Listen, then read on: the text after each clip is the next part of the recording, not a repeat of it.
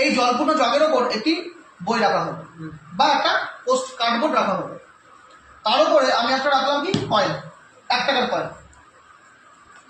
এইবার এখন কি আছে, এই কার্ডবোর্ডটিও স্থির আছে, আমার এই কয়েনটিও স্থির আছে, কিন্তু আমি যখন স্পিডের সঙ্গে এই কার্ডবোর্ডটা সরিয়ে নেব তখন কয়েনটার কি পরিবর্তন হয়? কয়েনটারও কি কার্ডবোর্ডের সঙ্গে চলে যাওয়ার কথা ছিল, কিন্তু কি ঘটে আমরা একবার দেখি। আমি খুব স্পিডের সঙ্গে এটা টানবো, কি হলো, কয়েনটা ঠিক জলের মধ্যে গিয়ে পড়লো। কেন? আমার তো উচিত ছিল কি কার্ডবোর্ডের সঙ্গে চলে যাওয়া। কিসের কারণে হলো? স্থিতিজাড্যের কারণে হলো।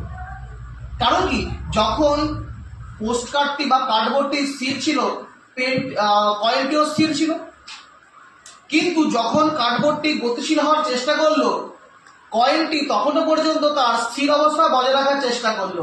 সেই কারণে কয়েনটি কি হলো, তার নিজের জায়গাতেই অনড় থাকলো।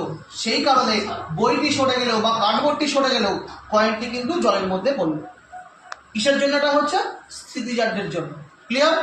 Thank you.